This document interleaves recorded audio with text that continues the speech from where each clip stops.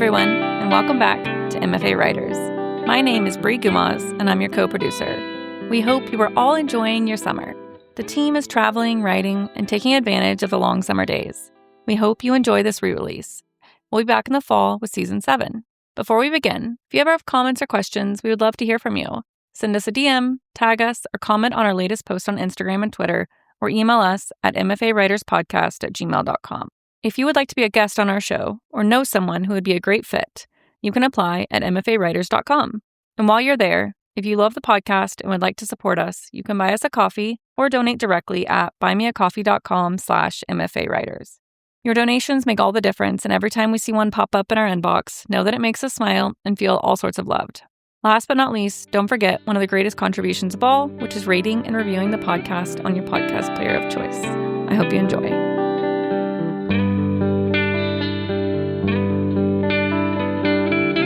Welcome to MFA Writers, the podcast where we talk to creative writing MFA students about their program, their process, and a piece they're working on. I'm your host, Jared McCormick. Today I'm with Jonny Teklit. Jonny is an award-winning poet whose work has appeared in the Academy of American Poets, The New Yorker, The Atlantic, The Adroit Journal, and elsewhere. He is currently a second-year MFA candidate in poetry at the University of Wisconsin-Madison, where he is working on his debut collection. Jonny claims he has an animal fact for any occasion, and I will be asking him to prove it. But first, he's brought a poem to read for us titled Ode to the Head Nod. Take it away, Jonny. Thank you so much for having me, Jared. I really appreciate it. This poem is called Ode to the Head Nod. It's a sort of silly poem that I wanted to write in like one long punctuationless meander. I can say what it's about, but it'll be pretty apparent, and we can talk about it some more afterwards. So I'll just get right into it. Ode to the Head Nod, of which, of course, there are many kinds. The one you offer the acquaintance or stranger that passes in the hallway or street whom you don't know well enough to stop for a quick conversation, or whom you do, but time demands you be elsewhere. Or the one that escapes you breathlessly when your lover, with their hand cupped against the crescent range of your hip, who you've noticed is, among other things, very good at asking precise questions, raises their head to ask you if you're okay. But your brain, too busy folding itself over and over again, perhaps into a flower or a paper crane, by which I mean too preoccupied with pleasure to bother with language, settles for a rapid bobbling, which, it's true, resembles the wordless, though not necessarily without sound, slow nod that follows the first bite of an awaited meal. Eyes closed after the day you've had, after the unabashed eagerness from the server calling out the name of your dish, or the silent nod you give the officer to prevent the curses buzzing in your mouth from getting you killed. The health inspector nod, the surgery news nod, the proposal nod, giddy, just like the day-long nod the sunflowers offer the light, their necks craning and bowing, so many kinds. But this ode is not for them, but for the one I'm feeling tonight at this outdoor venue in Virginia, the band I've waited months to see drawing out of me a dormant delight, the drummer telegraphing a love letter through the stage, up my feet, into the capital city of my body, the rhythm of it, vibrating my chest, pulling my chin toward each shoulder head, bobbing like a pigeon, chief experts in nodding, the high note contorting my face into a smile and a grimace, awe teetering on disgust the way music does, and to my left, the woman I befriended at the start of the show, and the men beside her, and the woman beside them, the whole sea of us in this amphitheater also caught up in this nod, the concert nod, the crown jewel of them all, for the way every nod and all their meaning fold into it. I see you. Keep going. Thank God. Fuck off. Yes. Yes. Yes. Awesome. Thank you so much, Jonny, for sharing that with us and for being here. Thank you. It's a silly one. I absolutely love that poem, and I was so glad to see that that was the one you were going to share with us. And I think what I love about it the most is that turn that it makes towards the end, and we get like into that concert. And I have this feeling like I'm seeing the writer living this moment. Like I can see you noticing it and then capturing that feeling in the words for us to experience it too. I guess what I mean by that is it doesn't feel contrived to me at all. It feels real. So I'm curious to know if that was based on a real moment, or if it wasn't, how you create that feeling in your poetry, even when maybe it's not a moment you've actually lived. Totally, totally.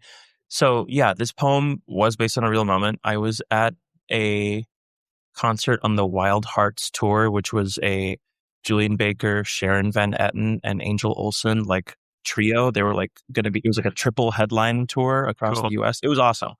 And yeah, I was sitting there before the first act, which was Julian Baker, and it was like sunset, which I don't mention that in the poem, but it's like sunset, and like the place is like slowly filling up, and it's like an outdoor amphitheater, so it's like a hill, and like the stage is at the bottom, and then there's like a big lawn behind me, and you just look around, and everybody is just like nodding to the song because it's a seated show, and I'm doing it as well, right? Everyone has their stank face, right, enjoying the music, and I love writing odes in general. I like a lot of my work, even if it obviously includes multiple things. No poem is just one thing, but a lot of my work revolves around or catalogs or writes about joy in a very Roscoe fashion.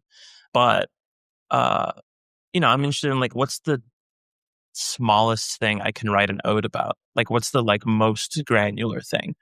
And if you tease it out long enough, you'll find that, it's like arch, all that kind of thing. And so I was like, I'll write an ode to nodding my head, an action I do all the time, most of the time that I don't even really think about or note as being of any interest. It's just a response we have in the world. But I thought it'd be like a fun exercise to see like, can I nod or can I write an ode to just something like nodding? Which is not to say that I don't lie in my poems either, because there's or not lie, but there's experiences that I don't have that I include in my work too. Yeah, what I think is really cool about this poem, though, is it's just this, like you said, this thing that we do all the time and don't even think about. But you're able to capture this feeling of like all of us connected in that moment. Like the music is pushing everybody there to like make the same movement, and there's some kind of beautiful feeling of connection between the people. Yeah.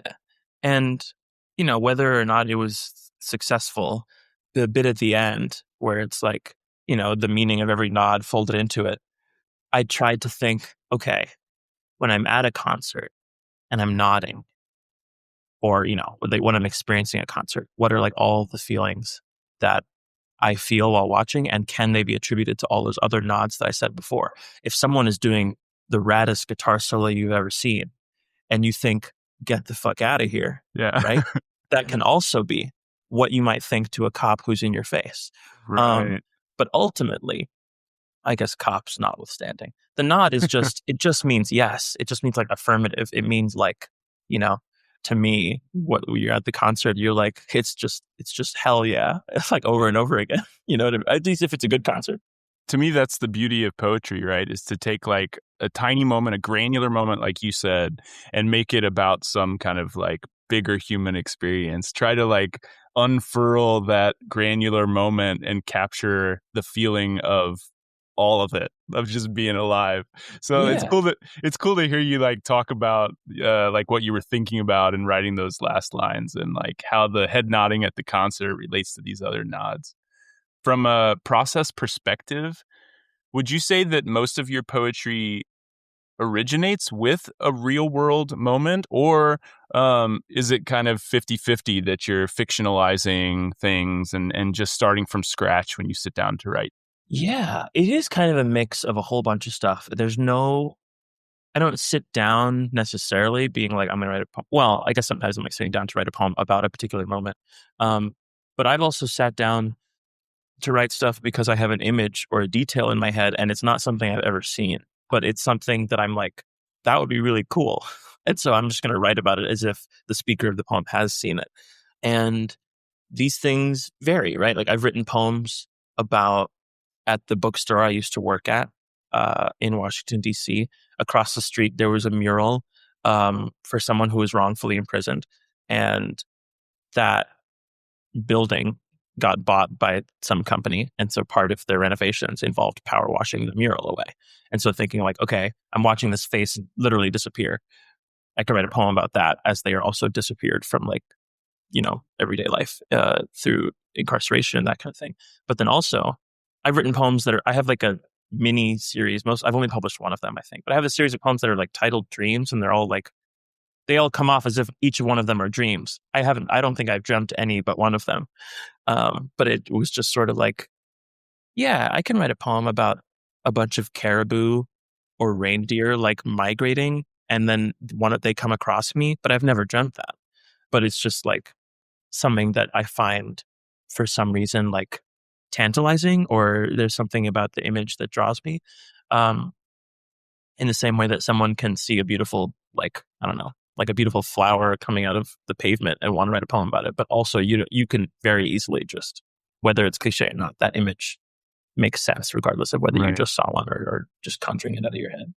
Okay, so this might be impossible to answer, but how do you know when you're out in the world and you see something that it belongs in a poem? Do you just feel it? Do you have this feeling like, oh, that I'm going to write a poem about that?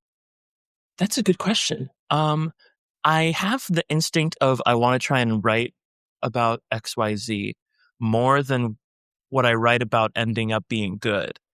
But I was surprised that I got so much out of the head nod poem, I should say. You know what I mean? Like, yeah, sure. It was just like, sometimes I'm like, oh, I want to write a poem about this thing. And then at least whether it's the state of mind I'm in or the place I'm in or my expertise or understanding of that thing at the time, sometimes I exhaust what I have to say about it relatively quickly. I once tried to write a sonnet with like perfect 10-syllable iambs and everything. And I wanted the entire thing to be a restaurant order, like someone going into a deli and ordering a sandwich. And I wanted their sandwich order to be like for them and their kid. I wanted it to be 14 lines long, and I wanted each line to have 10 syllables, right? And so I made it work, right? And I just called it Restaurant Sonnet, and I've never done anything with it, But then also that entire order completely made up. Yeah. It sounded good. Like I would order that, but I was more so being like, okay, what ingredients would work for 10 syllables? If I say caramelized onions, that's most of the line. Yeah, sometimes it just strikes you. And then sometimes I'm like, this is just really pretty, and maybe that's all it is, and that's fine. Or like, this is a cool moment, and maybe it just exists as like a story I tell rather than like a poem I write. But yeah, I try with a lot of things, and they'll just exist in the bank or vault of my head for some amount of time until they materialize into something or don't. I want to talk about that a little bit more, that idea of just trying things, because I read another of your poems called Walter Scott Visits Jacob Blake in the Hospital and They Spend the Whole Night Hugging, which is a great title, by the way. Yeah. Listeners can find that one over at glasspoetry.com if they want to check it out.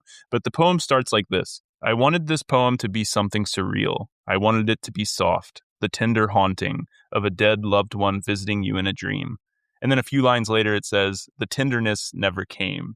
So that to me feels like a poem that can only be written if the poet is comfortable with playing around, with experimenting, with not being too set on what the poem is supposed to be when they sit down to write, but like letting the poem become what it wants or needs to become during the process. Is that important to you, to leave that space in your process for play and experimentation? Yeah, absolutely.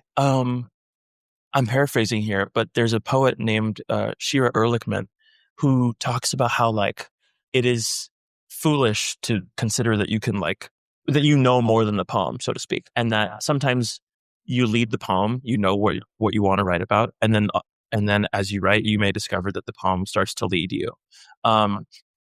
Sometimes when I read fiction, I'm really struck by when a decision really truly seems like a decision that character would make and not a decision that the writer made the character do. Because if you spend enough time with a character and they're fleshed out well enough and you have a decent understanding of like their interiority and also the way they live and interact with others, even when they make a bad decision, you're like, well, of course they think that's the only avenue, as opposed to being like the author is trying to put the plot in a particular direction. And that happens, I think, in slightly different ways with poetry, where there isn't something like plot necessarily or character development necessarily. But sometimes you're writing a poem and you arrive at an image, especially if a poem is long, you may arrive at an image and you're like, oh, I didn't expect to get here. But, if poetry is all about whether obvious or subtle or abstract or concrete, if it's all about like associative leaps, if you see something on the sidewalk and something about the sidewalk reminds you of your grandmother, right? And then something about your grandmother reminds you about how, like, her life was hard, and life was hard reminds you that you missed your bus stop or whatever. You know what I mean? Like, that kind of stuff is like cool. It's like really surprising. And so it's fun as far as like play and experimentation goes to try like free writes, or I'm really bad at free writes. I'm constantly trying to like self-edit on the fly. And that's like a muscle that I have to like try and like let go. There's a website it's kind of diabolical, but it's like a free write website, and you put a little timer in and you start typing. And if you stop typing, it slowly starts to disappear. And so it's like, and it'll only stop and become like a static document once your timer is complete. Wow. Which is, horrible. Like I could just write in a notebook and not have to deal with that. And I don't use it very often, but yeah, it's just fun. It's just, when I wrote that poem about Jacob Blake and Walter Scott, it was shortly-ish after after Jacob Blake was murdered. And, I knew that some years prior, Walter Scott was murdered in a similar fashion. And, I wanted to like write something about like whether it was like love or something that was hopeful, because I wanted something like that for myself. But I'm also aware that these are actual literal people. And so it's not something that I can, on a whim, like use their names or whatever to be like, things will be all right, because that's not my call to make. All right. Well, let's talk a bit about making time to write. Anyone who is around successful creative writers will no doubt hear all kinds of advice about when and how much they should be writing. Some writers only write in the morning, some only write at night. Others say you should write every single day for a set number of hours or until you reach a set number of words. There's a lot of advice out there. What does your writing schedule look like, and how has it evolved over time? Yeah, it's like the most common question that writers get about like their process and stuff like that. And I think it's because people that want to be writers or emerging writers of any kind in any age are looking for like something like a guide, or like, I want to be able to do this. What things should I put in place in order to do this? Which meant that I would always be upset when I was younger, when the writer would be like, well, it's different for everybody. It's kind of hard to say. And I'm like, no, just tell me the secret. Just tell me, please. I just want but it's different for everybody. It's true that if you want to be a writer, the only thing you have to do is just write. Like, everything else will happen. I write regularly, though I do not write every day, and I do not write at a set time. I think the only like rule, so to speak, that is helpful to learn, or at least was helpful for me to learn, if I don't want to be too prescriptive, is to write regardless of inspiration, and just think of it as like, I'm going to write a poem about XYZ. And that might be inspiration because you just saw something that wants you to write a poem about it. I'm in a stage now where if I'm trying to draft my collection, now I'm like, okay, I have gaps in this sort of like collection that I'm envisioning in my head. So now I have to write a poem about this, even though I haven't yet or thought about it yet. And so it doesn't matter how I feel about it. It'll make the work stronger. And so that's up to me to excavate and figure out. And so sometimes I write in the morning and it's like 4 hours of writing. Sometimes I write like in the middle of the afternoon when I'm hungry and I'm cranky, and it's 10 minutes. And it's not, sometimes I write 2 sentences or sometimes I have an idea and I'm like, this is totally going to work. And I sit down and I actually almost have nothing. Like, I have so many ideas in my head, but for whatever reason, they're like not translating in a way that I'm satisfied with on the page. And so I just leave it. I have so many documents on my like Google folder or whatever that are just titles. or like just like 2 lines and nothing. Like that's it. Or in my notebook, I have, I'm like a very big color coder. And so I'll have in like a different color pen because it'll pop out more like, oh, come back to this. And I never do. Yeah. And then sometimes I'm like, oh, wow, I should have come back to this. This was actually pretty cool. I should return. And then, then great. The ink has done its job. As long as you're writing regularly, I think it's harder for fiction to not have some sort of steady routine because the quantity of what you're writing is so much more. And that's something that I'm going to have to figure out for myself as I dabble in prose writing and that kind of thing. You have to make sure that the output is matching the kind of genre you're trying to do. But yeah, it varies. Sometimes poems come out fully formed in like 20 minutes, and sometimes you spend 4 hours on a sestina because sestinas are so hard. Yeah. Well, whatever you're doing, it's working because you've got lots of great publications, which I highlighted at the start of the interview, and you're attending what is considered to be a really good MFA program at the University of Wisconsin-Madison. It's a 2-year, fully funded program with tracks in fiction and poetry. It's a pretty small program, only accepting 6 students each year. And it's unique in that it has an alternating genre admissions policy, meaning they accept fiction applications in the fall and early winter of odd-numbered years and poetry applications in the fall and early winter of even-numbered years. What do you think are the benefits of this alternating genre admissions policy? Yeah, I love that all the poets that came in with me, it has benefits and drawbacks. We all come in at the same time, and we're it. Like, we are the poets in the program. And so we rely on each other. Maybe it's hard to say because obviously I had to go to another MFA, but maybe a bit more than some other places. The faculty, like the poetry faculty, are like dedicated to us. Like, we are the people that they focus on. Obviously they have other commitments and they teach undergrad students as well. But like, it's just, I think it's sweet. The downside, of course, is you may not get to interact with poets that are in the program who are older than you, or poets, who maybe been around the block and like can give some advice and that kind of thing. But as far as Madison is concerned, the city, so many poets or people from the program stick around at least for a little bit. And so I am good friends with poets who have not only from the previous cohort, but like 2 cohorts ago. And it's the same with, there's a fellows program at UW-Madison where they accept some fiction and poets. I think they accept 5, I believe, but it's not like a standard 3 fiction, 2 poets. I think it just kind of varies, but they try and have a bit of both. And it's fun to talk to them who are usually post MFA and they're like, they have experience of a different kind. I don't know. Yeah, it is unique and I do enjoy it, but I think I also greatly enjoy it because I like my cohort so much, which was a big deal for me too. Well, before we talk about that cohort, let's talk about the greater creative writing community in Madison that you mentioned, because the program's website says that there are these postgraduate fellows you mentioned, former fellows and alums that have stuck around in Madison, PhD candidates in contemporary literature, and a host of other artists and writers living in the city.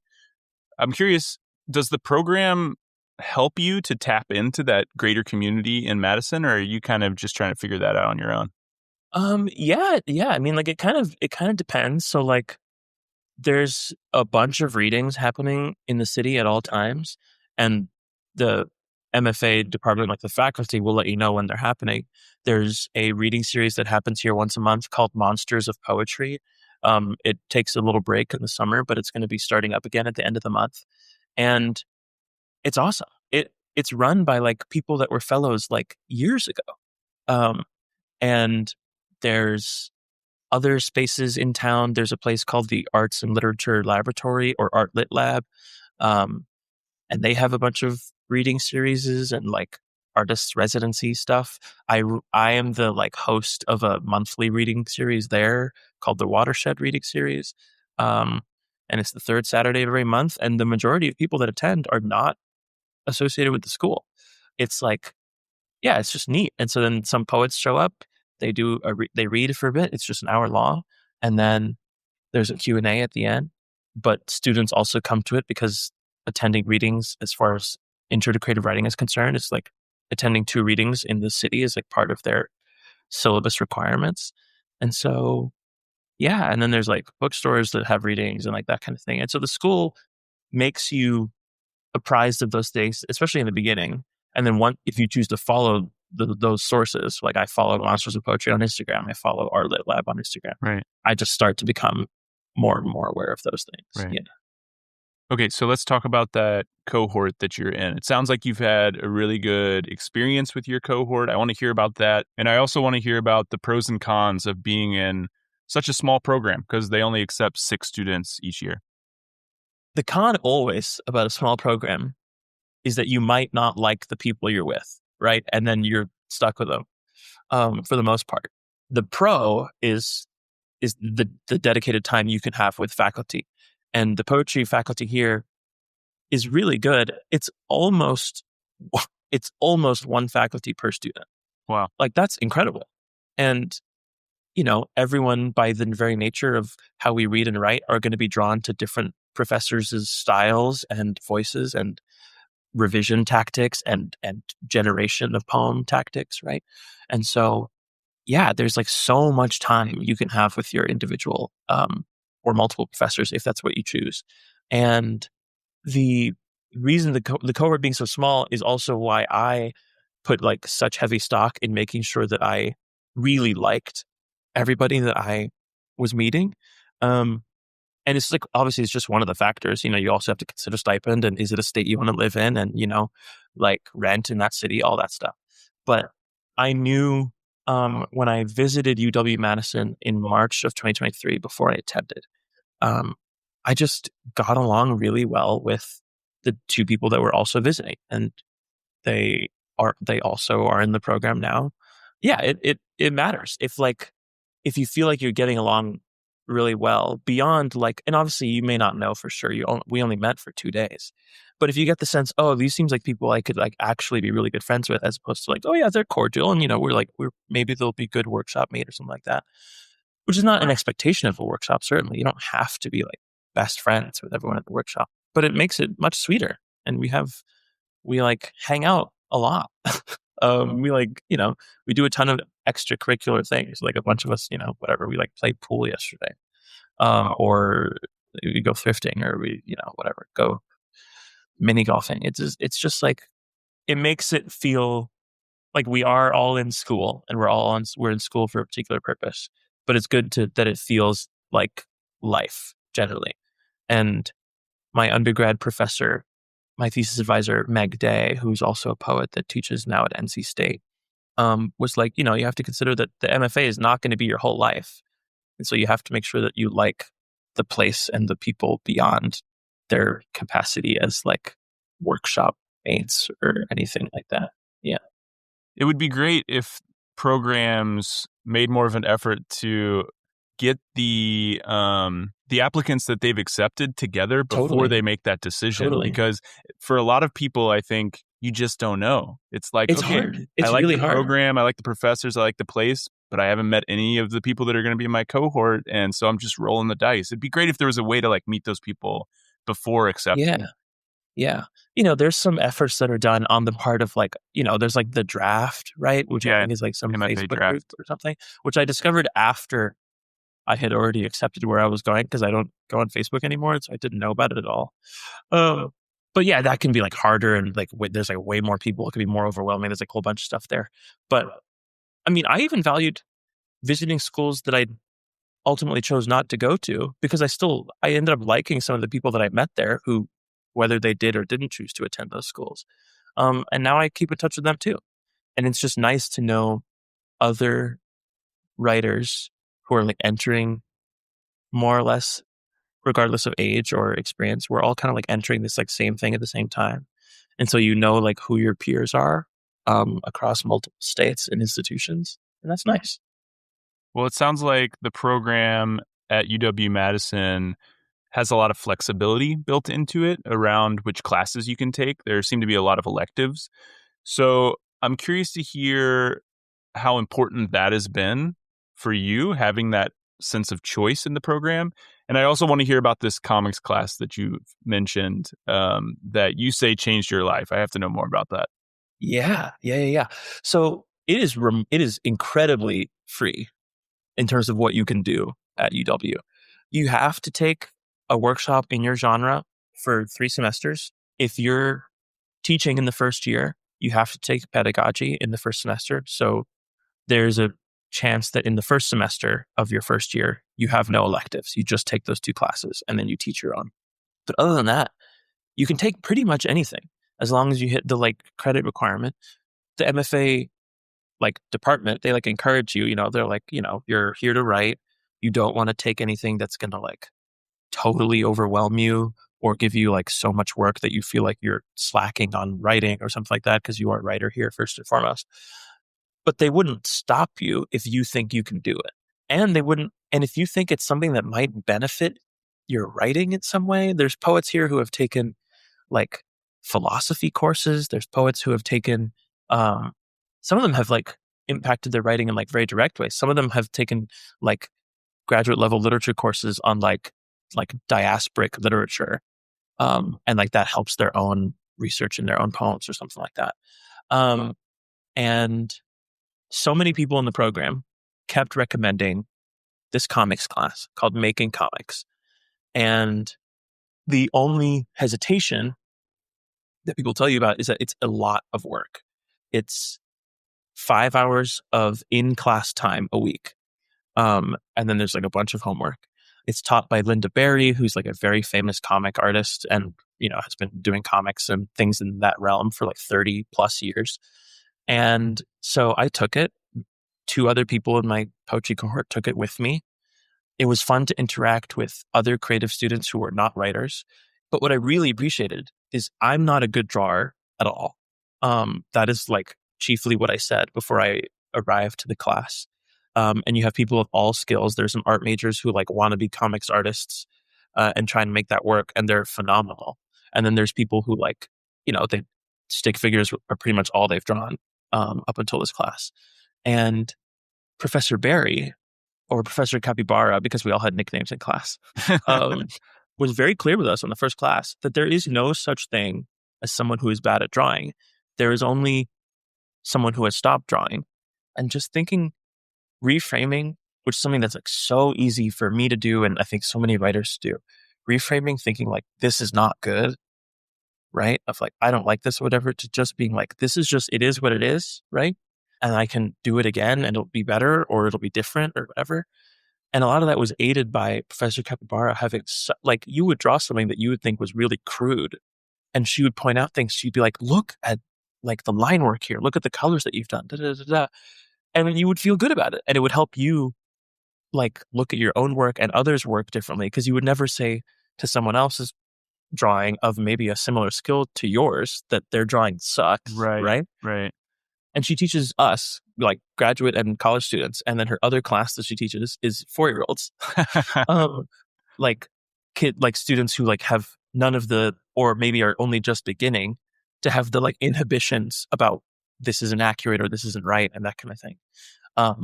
One thing that I remember she mentions that stuck out to me was, let's say you're trying to draw a face and you draw one eye, right? And you're okay. And you draw the second eye. And you're no, I messed it all up. Because it's it doesn't look like the other eye or whatever. But you haven't even drawn the whole face yet. You don't even know what the rest of it is going to look like. You've drawn 2 circles and maybe some other concentric circles. You don't know anything about ears. You don't know anything, just try it.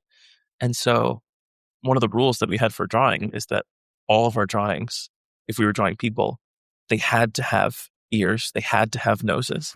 You couldn't shy away from them. You couldn't be this is a circle with eyes. And literally you just be oh, I think I know how to draw.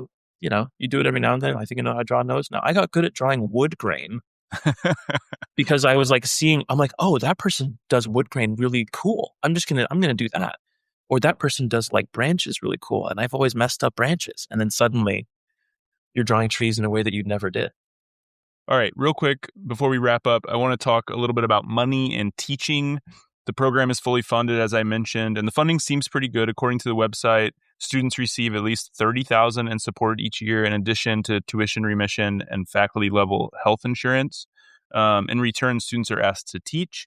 So first off, are those numbers still accurate? And what does teaching look like at UW? Yes. So I think those numbers are accurate. It's either 30 or 31. Okay. But maybe it's like 31 and then after tax, I don't know. But it's definitely 30 or 31,000, which is an increase from when we arrived, which was 29. Yes. And so if you arrive, you are expected to teach one class. In the first year, you're expected to teach creative writing pretty much off the jump. There's a bunch of templates and stuff that can help you out. And there's a pedagogy class that you take in tandem with that, which I'm really grateful for. One thing that made me pick this place over other places is that I was given the advice that if you're going to be expected to teach, you should go to a place that has a class on teaching, like that on pedagogy that you can take, and not just here's a syllabus that you can edit it or mock up, because it is helpful to know teaching strategies and that kind of thing. And so I'm grateful for that. I've only just started the class, but it's still nice to know that it exists. So in your first year, you teach creative writing. It's just one class a week, one class per semester. In your second year, you're expected to teach like English comp, like English 100. That can meet either 2 or 3 times a week. It just depends. I think all of my cohort mates have 2 times a week this year, and they're hour-and-a-half blocks. But you could have a 3 times a week, 50-minute block. I had a Kemper Knapp fellowship as part of my admission, which just meant that I did not have to teach my first year, and I'm only teaching Intro to Creative Writing in my second year. So I will not be teaching English comp. But that's just one of the fellowships they offer. There's also another fellowship that I think is only for poets. There might be a fiction equivalent, but I don't know the name of it. But the Rank Fellowship, RENK, is for poets, and they only teach in their first year. So they teach creative writing, and then in their second year, their thesis year, they don't have to teach. Great. Yeah, that all sounds good. And yeah, 30,000 is definitely well above average. So that sounds great. All right. The last question I ask all guests: what is one way in which the MFA experience has been different, for better or for worse, from your expectations when applying? At the risk of sounding like a broken record, while also knowing how incredibly lucky I am, you read so many tweets and that kind of thing of like the bad workshop person, or like just like a workshop that devolves into, whether it's just being cold to one another, or like there actually being some beef that is like, even if it's not addressed in the classroom in like explicit terms, there's like something going on that makes the vibe a little different. And I am grateful that people that I hadn't met, people that I did, they are just really wonderful. And I do so many activities that are not a part of my writing life, but that bolster and vitalize my own life, which is then, my writing life, right? I do so many activities with them that have nothing to do with the like quote unquote like work that we're doing.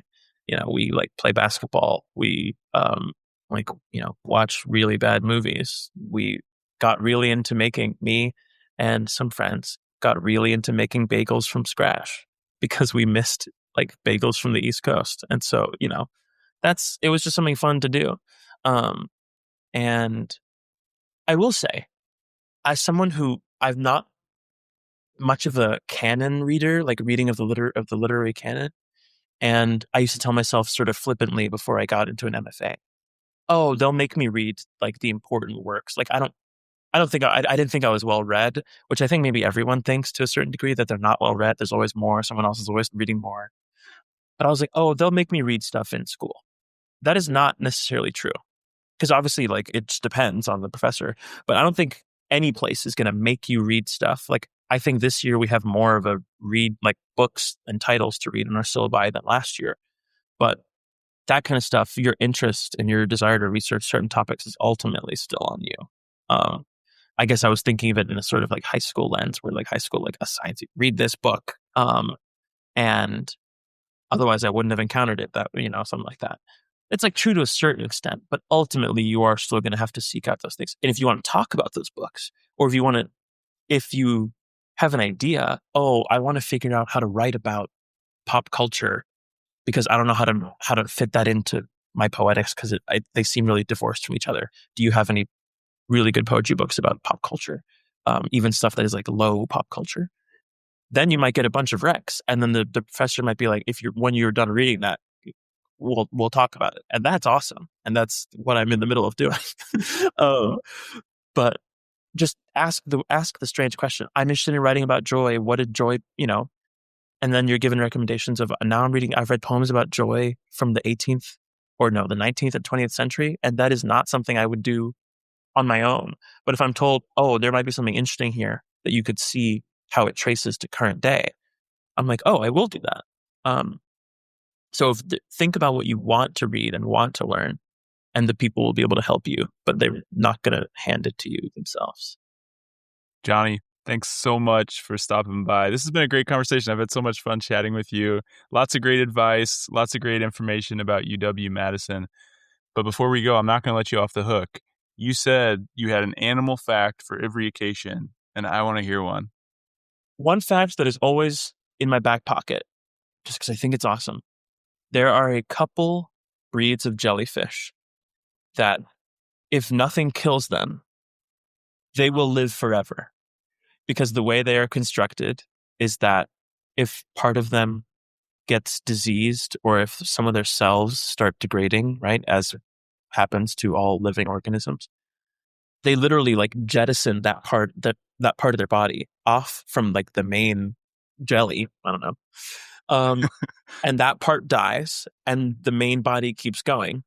And they glow in the dark, and and they don't have brains. They got to figure it out. You know what I mean? Yeah. I want to glow in the dark and live forever, and not think about the horrors. All right, jellyfish, we have something to aspire to. Yeah, exactly. Jonny, thanks again for stopping by. Thanks for chatting with me. Thanks for sharing your poetry. It's been a blast. My pleasure.